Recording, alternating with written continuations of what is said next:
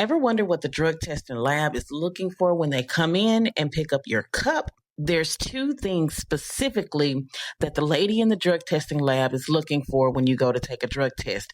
These two things can affect your entire drug test and your entire career. The first thing is that you want to have enough of the specimen. Look, they need 45 milliliters, but I always say give them 50 or give them 60. Give them as much as you can. Now, it's going to go up to this line. That's about 50 milliliters. So that line is enough.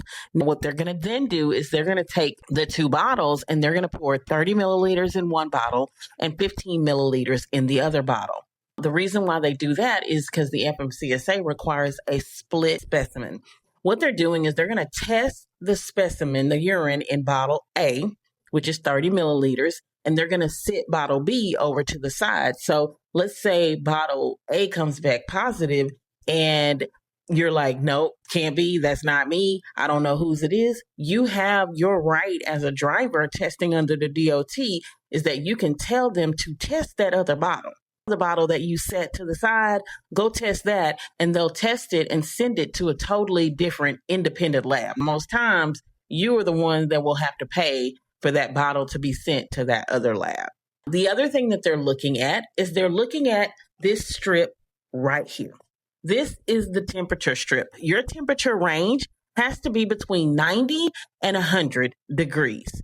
90 and 100. If it's below 90, you got a problem. If it's above 90, you got another problem because that means it's either too cold or too hot.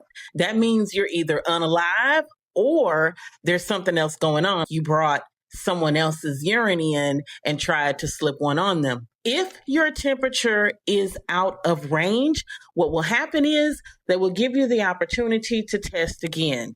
It will be under direct observation. Direct observation means someone of the same sex is going to go in the restroom with you. That means they're going to ask you to pull your top up, pull your pants down, and then they're going to ask you to hold your hands up and do a 360 to make sure that you did not, in fact, bring something in this time. That's what happens when your temperature is out of range. Make sure that you give enough. Make sure your temperature is in range. And make sure that you give enough up to this line. I hope this was helpful to you. If you're a driver who's been in a situation where your temperature was out of range or where you weren't able to give enough, and I'll talk about what happens when you don't give enough specimen in the next video. Go ahead and drop in the comments. I want to hear your story. I'm Miss Jerry. Thanks for following.